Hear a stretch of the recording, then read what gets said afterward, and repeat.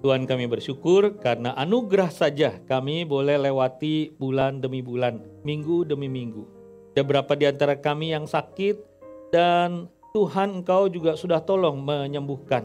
Keluarga kami di berbagai tempat, dimanapun berada Tuhan sudah lindungi, bahkan yang sakit pun juga telah Tuhan sembuhkan. Kami yang saat ini Tuhan boleh bersama-sama ibadah, apapun keberadaan kami percaya akan pemeliharaan, penguasaan Tuhan untuk hidup kami. Kami rindukan firman-Mu saja yang akan menolong kami hari ini. Dan pakai hamba-Mu jadi saluran berkat. Biarlah perjamuan suci menolong hati kami juga makin menyadari siapakah Tuhan dalam kehidupan kami. Dalam nama Kristus kami berdoa ucap syukur. Amin. Baik saudara, hari ini kita tadi sudah disebutkan memasuki masa Prapaskah pertama dan kita akan 5 minggu ibadah saudara dalam tema-tema tentang masa kesengsaraan, dan nanti di minggu ke-6, Minggu Palma, baru kemudian kita masuk ke Jumat Agung dan Paskah. Nah, saudara, kita mendiskusikan tentang satu bahan selama 5-6 minggu ini dari buku Gods at War. Saudara, apa maksudnya ya? Dan hari ini chapter 1 dan 2 temanya Idolatry is the issue, atau ilah lain, penyembahan berhala adalah isunya. Saudara, saya ingin hari ini bukan dari God's at War, tapi justru khotbah hari ini, saudara, renungan hari ini diinspirasikan oleh Tim Keller dari Counterfeit God. Nanti waktu kelompok-kelompok kecil kita akan diskusikan bahan lebih dalam dari Kyle Idleman. Nah, saudara, saya ingin bacakan bagian firman Tuhan dulu dari Kejadian 22 ayat 1 sampai dengan ayat 13. Tapi kita lompati nanti, saudara, beberapa ayat dan kita akan melihat secara khusus tentang Abraham yang mempersembahkan Ishak. Saudara bisa ikuti di monitor, bisa juga lihat masing-masing teks saudara atau monitor yang di depan. Kejadian 22 ayat 1 sampai 3. Setelah semuanya itu, Allah mencoba Abraham. Ia berfirman kepadanya, Abraham. Lalu sahutnya, ya Tuhan. Firman-Nya, ambillah anakmu yang tunggal itu, yang kau kasihi, yakni Ishak. Pergilah ke tanah Moria dan persembahkanlah dia di sana sebagai korban bakaran pada salah satu gunung yang akan kukatakan kepadamu. Esokan harinya, pagi-pagi, bangunlah Abraham. Ia memasang pelana keledainya dan memanggil 2 orang bujangnya beserta Ishak anaknya. Ia membelah juga kayu untuk korban bakaran itu, lalu berangkatlah ia dan pergi ke tempat yang dikatakan Allah kepadanya. Saya lompat ayat 9, saudara, Kejadian 22. Sampailah mereka, yaitu Abraham dan Ishak, ke tempat yang dikatakan Allah kepadanya. Lalu Abraham mendirikan mezbah di situ, disusunnyalah kayu, diikatnya Ishak anaknya itu dan diletakkannya di mezbah itu di atas kayu api. Sesudah itu Abraham mengulurkan tangannya lalu mengambil pisau untuk menyembelih anaknya. Tetapi berserulah malaikat Tuhan dari langit kepadanya, Abraham, Abraham. Sautnya, ya Tuhan. Lalu ia berfirman, jangan bunuh anak itu dan jangan kau apa-apakan dia, sebab telah ku ketahui sekarang bahwa engkau takut akan Allah dan kau tidak segan-segan untuk menyerahkan anakmu yang tunggal kepadaku. Lalu Abraham menoleh dan melihat seekor domba jantan di belakangnya yang tanduknya tersangkut dalam belukar. Abraham mengambil domba itu lalu mengorbankannya sebagai korban bakaran pengganti anaknya. Amin. Demikian jauh firman Tuhan.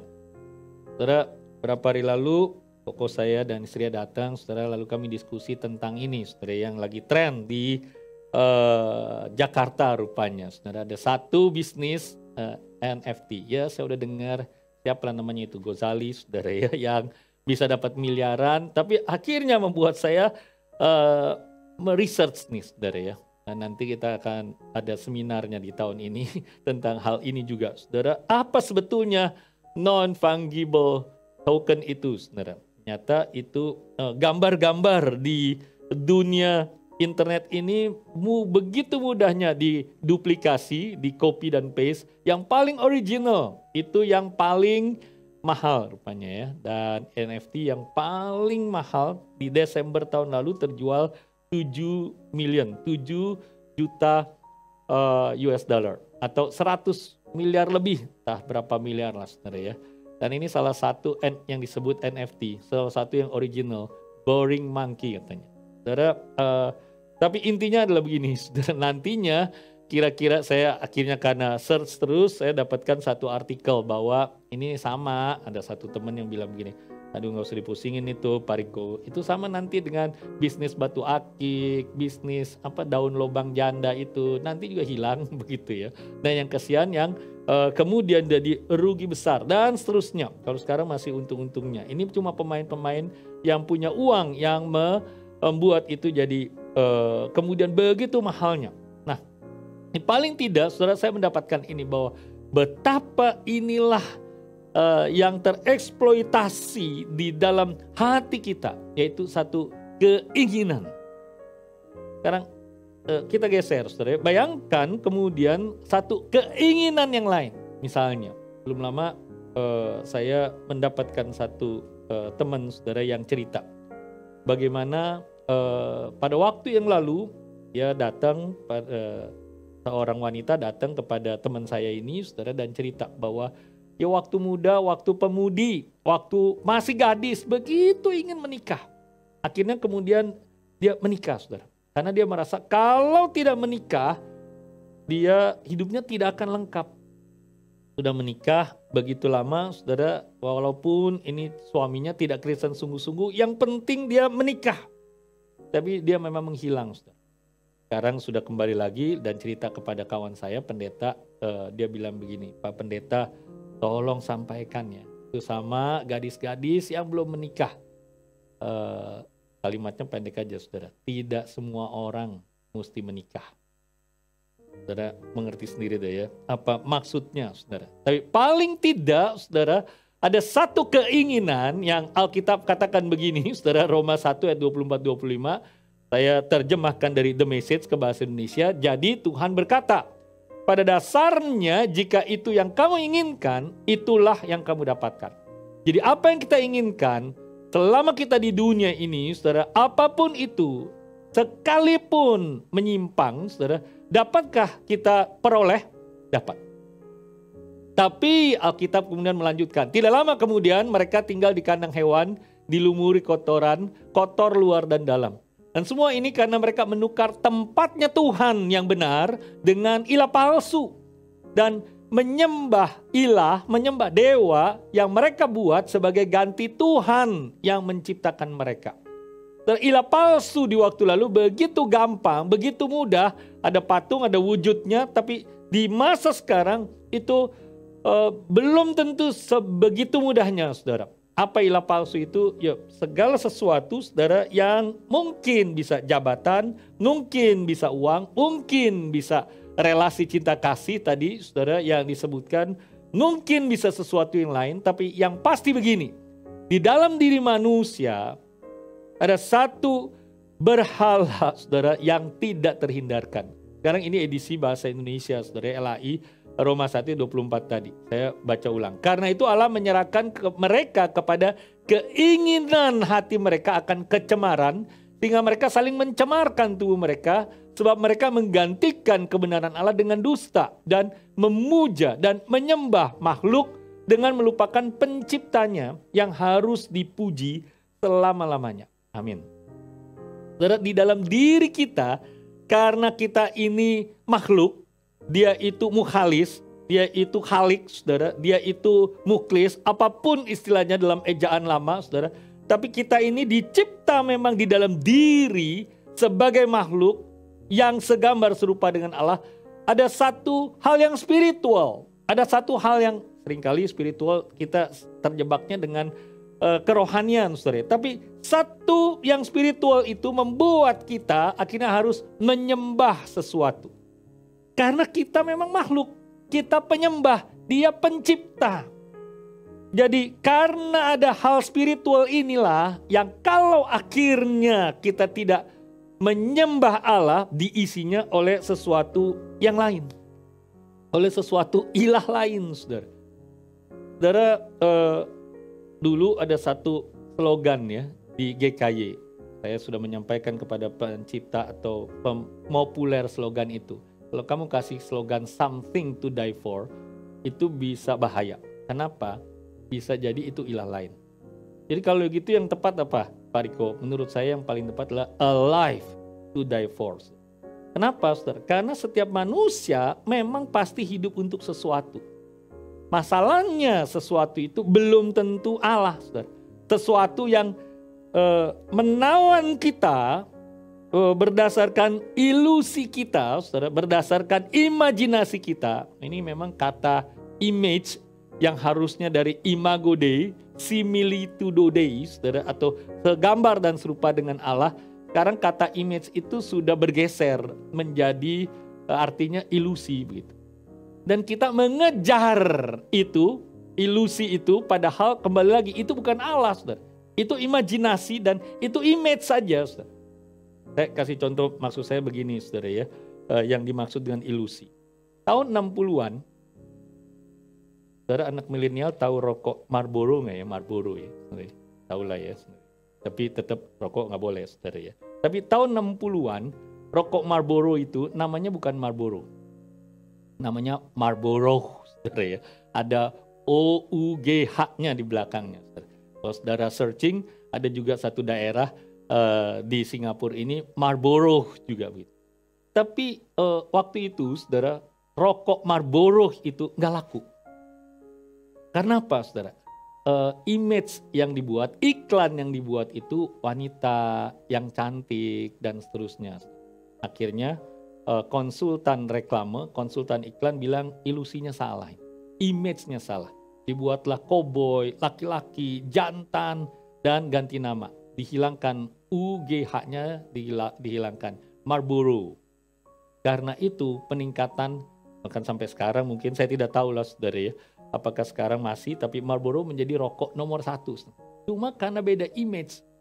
Hari Kamis lalu saya dengan tim digitalnya GKI Singapura diskusi dengan seorang konsultan marketing, saudara. Saudara tahu Coca-Cola tahun lalu itu 40% untuk anggarannya menciptakan image di e-commerce, di digital marketing. Tahun ini 50%. 2025 budget dari Coca-Cola 60% untuk menciptakan image. Kita ditipu dengan image, dengan ilusi. Kalau minum Coca-Cola rasanya akan seperti itu. Kenapa, saudara, bisa seperti demikian? Unilever, saudara ya, 80% tahun 2030 budgetnya untuk iklan, untuk menciptakan image. Nah, saudara, karena orang tahu bahwa di hati manusia ada satu keinginan, ada satu attachment yang paling dalam. Saudara, percayalah, tanpa campur tangan, tanpa intervensi dari Roh Kudus, yang menawan hati manusia itu pasti bukan pribadi Allah.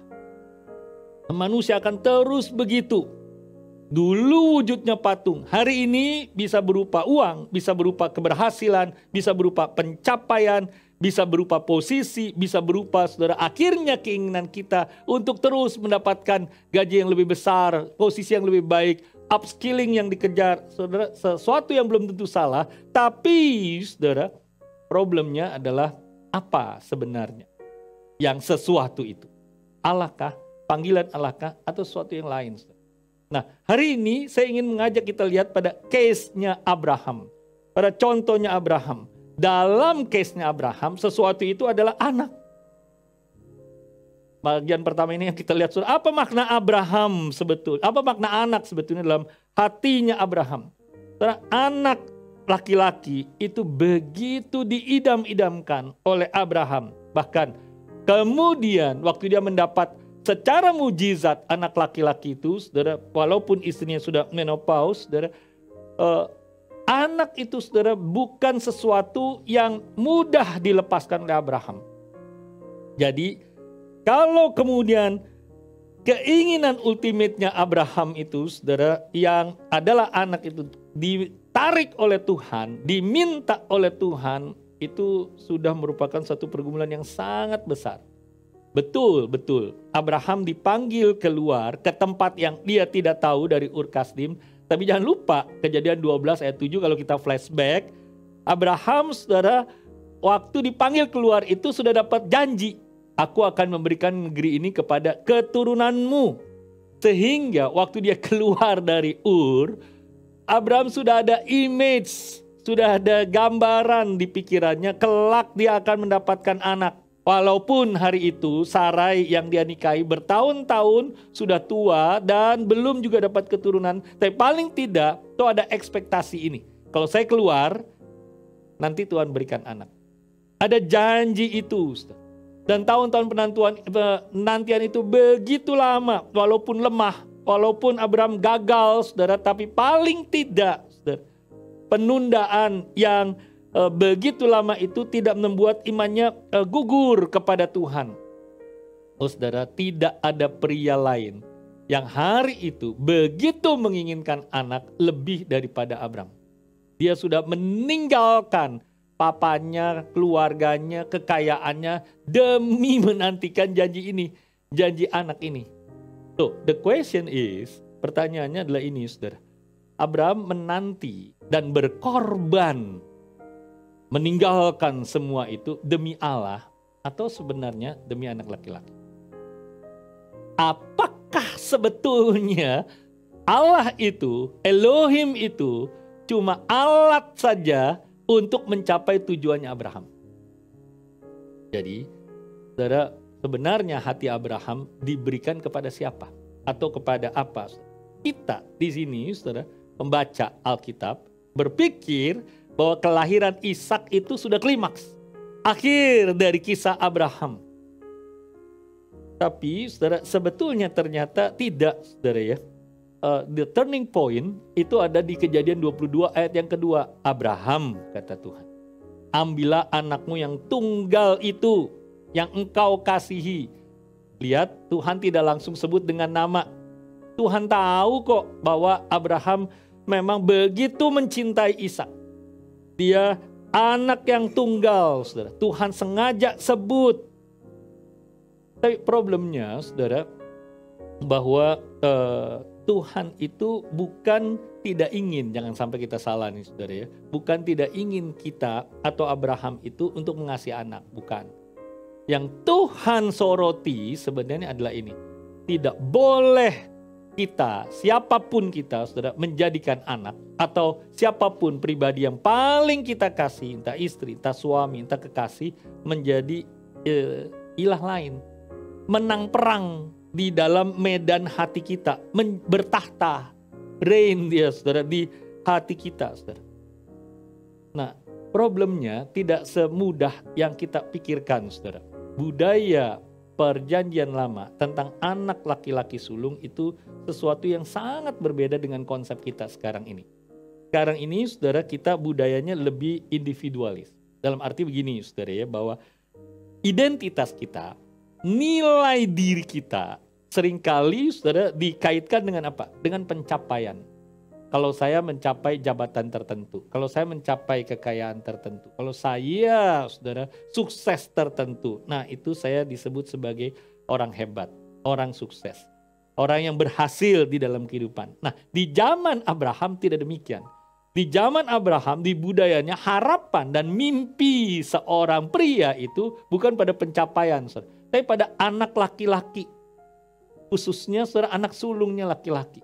Menyerahkan anak laki-laki yang sulung itu sama seperti minta pelukis diminta matanya, kira-kira begitu ya. Kalau kehilangan mata masih bisa melukis lah kan, saudara ya. Orang buta masih bisa melukis. Atau saudara minta dokter bedah itu kehilangan tangannya, menyerahkan tangannya. Kan bisa pakai robot Pak, ya tapi robot kan juga tetap pakai tangan kalau dokter bedah, saudara. Jadi seperti dicopot sesuatu dalam kehidupannya. Nah, Perjanjian Lama secara khusus dalam konteks waktu itu ulang-ulang mengatakan begini, karena dosanya Israel, maka mereka harus melepas anak sulung mereka sebagai miliknya Tuhan. Jadi karena dosa ditebusnya dengan anak laki-laki sulung. Walaupun kemudian nanti Keluaran 22 ayat 29, Keluaran 34, 20, saudara, anak sulung itu yang harusnya jadi milik Tuhan karena dosa manusia sebagai tebusan kepada Tuhan, sebagai hutang yang kita mesti bayar kepada Tuhan, maka bisa ditebus dengan domba dan seterusnya. Jangan lupa ya, tulah terakhir buat Mesir itu adalah kematian anak sulung. Dengan kata lain sebenarnya seluruh Mesir itu karena begitu jahatnya memperbudak Israel selama 400 tahun, harusnya semuanya mati. Tapi representatif kematian keluarga Mesir itu anak sulungnya mati. Anak sulung Israel waktu Paskah, saudara, pada waktu Pesah tidak mati, ditebus dengan korban anak domba yang dimakan pada waktu Paskah. Yang kita peringati sekarang dengan perjamuan kudus, saudara, yang diperbaharui maknanya oleh Tuhan Yesus. Nah, itu sebabnya juga mengapa orang Lewi melayani di kemah suci, sebab ini, saudara, sebab pengganti dari anak sulung. Saudara, Tuhan itu bukan sekedar minta supaya Ishak mati, bukan, saudara.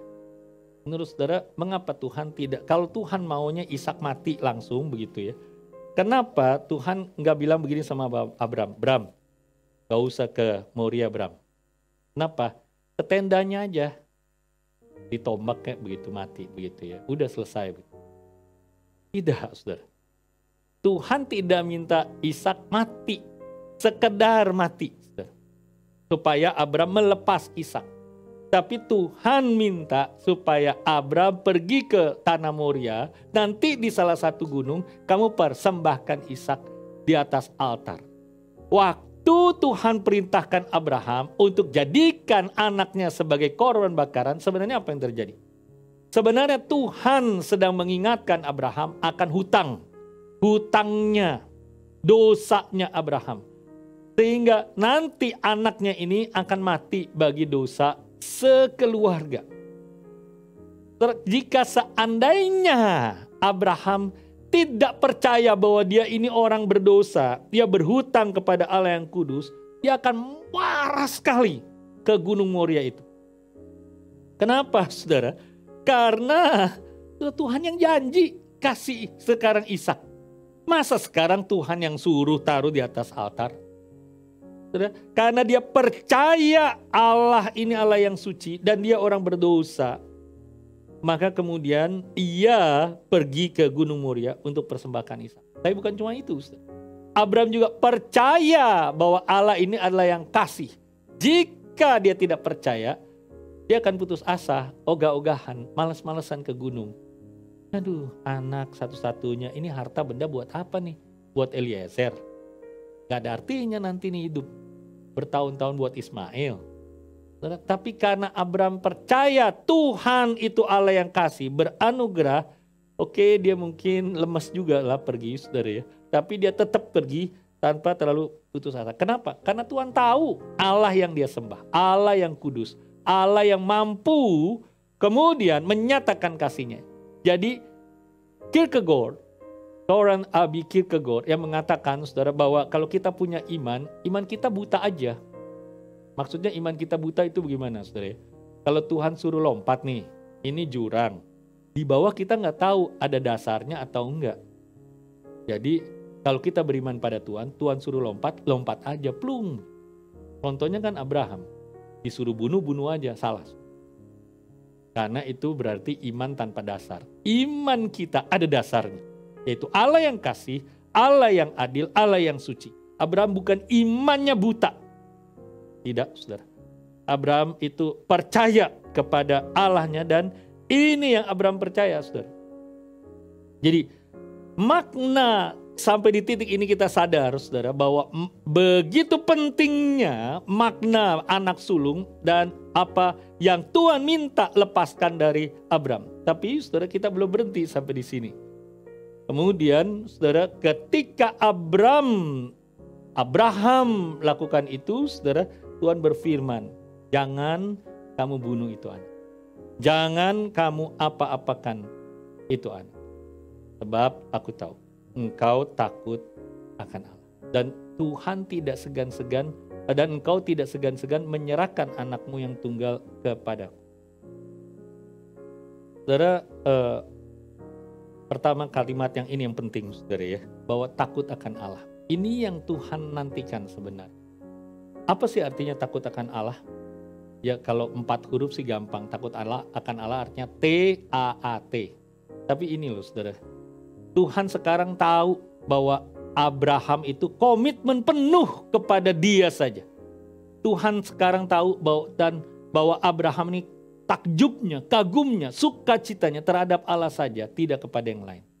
Belum menurut saudara, emangnya Tuhan nggak tahu Tuhan itu Abraham itu nomor 1 atau yang paling utama hatinya itu kepada Tuhan saja. Tuhan tahu nggak isi hati Abraham? Tuhan tahu. Tapi memang ini saudara ya, peristiwa Moria bukan berarti Tuhan sedang mencari tahu. Tuhan sudah tahu kok isi hatinya Abraham. Tapi Tuhan mau tunjukkan kepada Abraham apa saudara? Tuhan mau tunjukkan pada Abraham adalah ini. Tuhan sedang memurnikan Abraham supaya kasihnya itu memang bisa semurni emas. Jadi kalau kita diperhadapkan pada satu peristiwa yang kita harus memilih Tuhan saja atau hati kita kepada satu yang lain, saudara, bukan Tuhan tidak tahu. Tuhan tahu. Dan sekarang Tuhan sedang memurnikan kita, apakah kasih kita kepada Tuhan saja yang terutama. Apapun masalah, apapun masa yang paling menyakitkan, masa di mana isak-isaknya kita, berhala-berhalanya kita, keinginan-keinginan kita yang the ultimate ones, kemudian dihancurkan oleh Tuhan. Sebetulnya saudara, waktu itu ketika kita merasa begitu terancamnya, begitu akan disingkirkannya, Tuhan sedang memurnikan kita.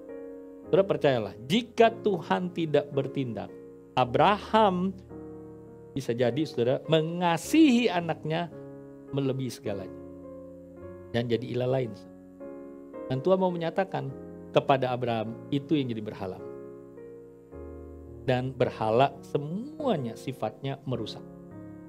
Saudara, selama kita tidak pernah dipaksa untuk memilih, saudara, kita seringkali tidak bisa melihat apa yang menjadi berhala dalam kehidupan kita. Jadi kalau dipaksa oleh Tuhan dalam kesulitan, diminta untuk menyerahkan mungkin uang, mungkin cinta, mungkin anak, saudara.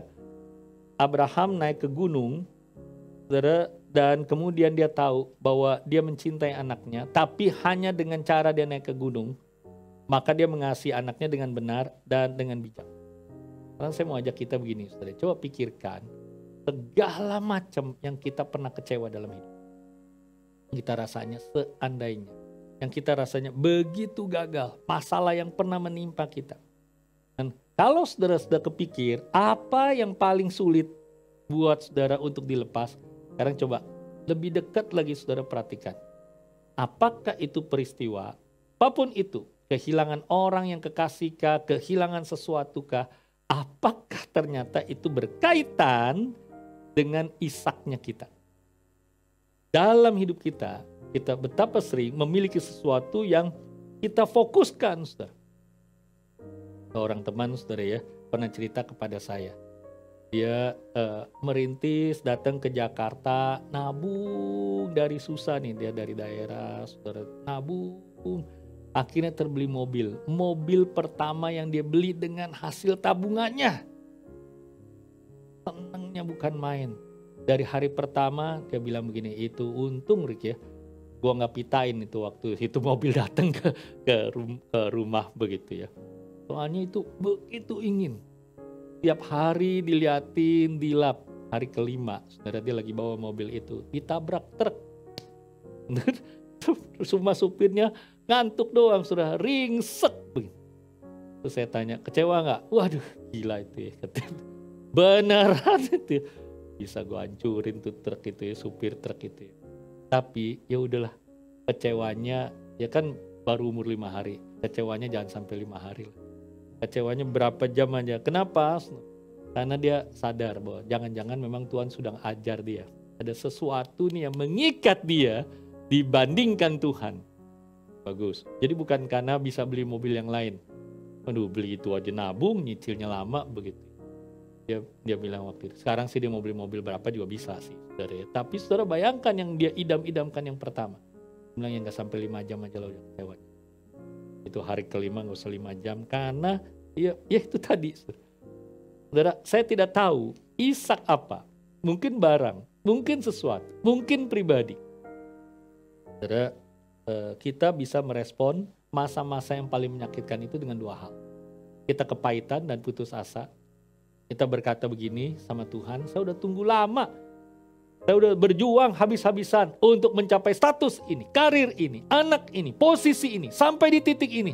Tapi ini balasannya dari Tuhan. Atau kita berkata seperti Abraham.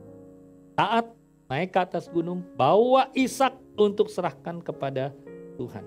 Saudara bisa berkata, Tuhan, saya mengerti Tuhan mungkin sedang panggil saya jalani hidup tanpa sesuatu yang saya tidak mungkin hidup tanpanya. Saudara, Yudas itu ya, waktu menjual Yesus, dia dapatnya apa? 30 keping perak. Tapi dia kehilangan segalanya. Saudara mau begitu?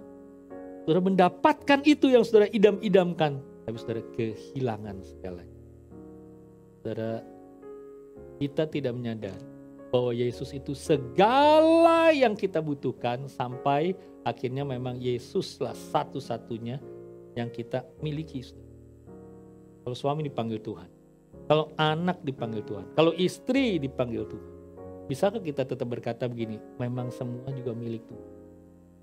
Kalau jabatan diambil Tuhan, kalau karir diambil Tuhan, kalau harta benda diambil Tuhan.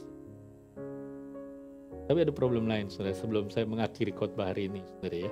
Ada problem lain gini, saudara. Mungkin kita sudah menurunkan ilah lain itu di bawah posisinya Allah. Tuhan nomor 1, Pak. Udah pastilah bukan yang lain-lain. Tuhan nomor 1. Kita tidak secara aktual meninggalkan. Saudara, masalahnya begini. Abraham naik ke atas gunung itu bukan cuma untuk taruh Ishak di atas altar. Lalu hatinya gak sungguh-sungguh persembahan. Kalau itu yang terjadi, itu cuma menurunkan ilah lain. Kalau itu yang terjadi, Abraham sudah gagal. Abraham sungguh-sungguh, saudara, mempersembahkan Ishak. Saudara, Tuhan mungkin kelihatannya, saudara, sedang berbuat sesuatu yang kejam. Dia seperti sedang membunuh kita ini, bukan cuma Ishak dalam hidup kita. Tapi sesungguhnya Tuhan sedang mengubah Abraham dan kita menjadi manusia yang agung. Yang kembali kepada hakikatnya. Kita menyembahnya kepada Yahweh saja. Kita makhluk ini menyembahnya kepada Yahweh saja. Saudara, tokoh Alkitab begitu banyak. Yusuf, dia jadi narapidana bertahun-tahun, belasan tahun. Mungkin minimal 20 tahun. Musa jadi buronan 40 tahun. Kehilangan semua mahkotanya sebagai pangeran. Daud, walaupun sudah diurapi jadi pelarian bertahun-tahun. Kalau dilanjutkan dengan tokoh-tokoh Alkitab, John Wesley yang 2 minggu lalu disebut oleh Lawson Nandes, dari ya, yang waktu mati sisa cuma 28 pound sterling di tangannya atau di rekeningnya, di tabungannya. Saudara, John Wesley juga punya sesuatu, saudara, dalam hidup yang Tuhan taruh. Istrinya itu mulutnya begitu ketusnya, bukan main, saudara.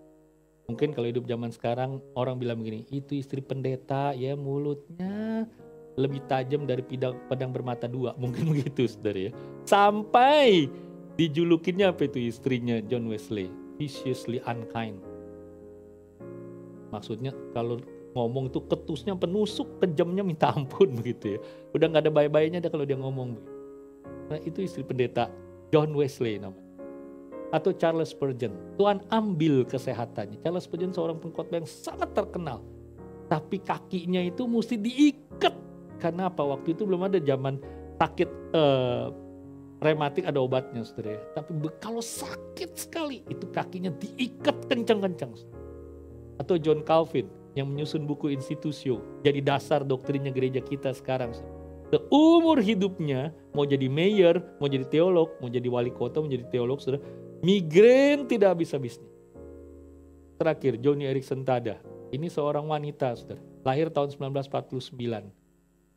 Umuran kira-kira dengan mama saya kali saudara ya. Lahir tahun 48 dan masih hidup sampai sekarang, selalu di kursi roda. Papanya Joni Eareckson Tada ini saudara pegulat Amerika yang menang Olimpiade dapat emas. Punya anak namanya Joni, perempuan. Tanggal 30 Juli tahun 67, umur 17-18 tahun, dia pergi ke Chesapeake Bay. Saudara mau diving. Waktu dia lompat, nggak disangka itu bukan tempat yang dalam, tempat yang cetek sekali. Kepalanya bentur dasar, langsung lehernya ini saudara distract begitu. Dan sampai sekarang lumpuh. Di bukunya yang pertama yang ditulis tahun 76 dia bilang 10 tahun saya depresi. Saya atlet, papa saya atlet. Saya punya seluruh kemampuan untuk jadi atlet. Tapi sekarang lumpuh dari leher ke bawah. Depresi, mau bunuh diri, hampir gila, masuk perawatan dan seterusnya. Tapi sekarang saudara dia punya pelayanan orang cacat dan namanya begitu terkenal. Tuhan ambil kesehatan. Saudara, betapa sering kita juga saudara berurusan dengan itu sebetulnya. Berhala dalam hidup kita. Kalau begitu apa yang mesti kita lakukan? Saudara ingatlah di masa prapaskah ini. Yesus itu sangat bergumul di Taman Getsemani. Kalau bisa dia tempuh jalan lain. Tapi akhirnya dia naik ke Bukit Kalvari ke atas sana. Kalau Tuhan minta kita naik ke Gunung Morianya kita, melepaskan Ishaknya kita. Kita tidak tahu alasannya kenapa Tuhan izinkan hal yang buruk terjadi. Tapi seperti Tuhan Yesus, saudara kita bisa percaya tetap kepada Allah. Seperti Abraham kita tetap bisa percaya kepada Bapa kita. Kita pandang dia, kita suka citanya kepada apa yang telah dia buat kepada kita. Yaitu Kristus saja yang disalibkan bagi kita. Kita pengharapannya saudara kepada dia saja dan kita paling tidak saudara kita tahu. Kita sedang dibebaskan dari ilah-ilah palsunya kita. Untuk kita taat pada panggilan Tuhan di situasi yang paling gelap. Apa itu? Saya tidak tahu. Mari sepanjang minggu Prapaskah ini kita belajar melepas. Apa yang kita lepas saudara? Apapun yang Tuhan minta dari kita. Kita satu dalam doa.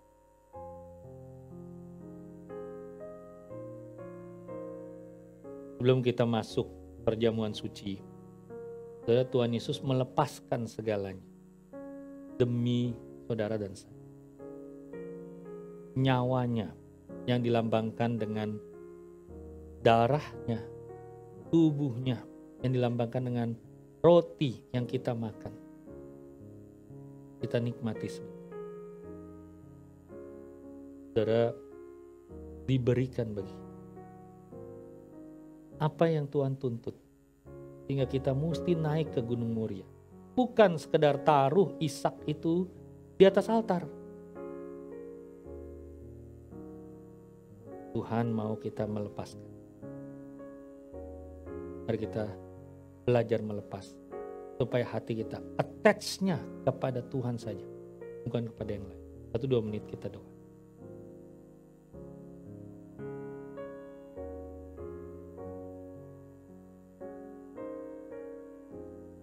Tuhan, kami berterima kasih. Hari ini Tuhan tolong kami lagi melihat. Pergumulan Abraham bukan pergumulan yang main-main.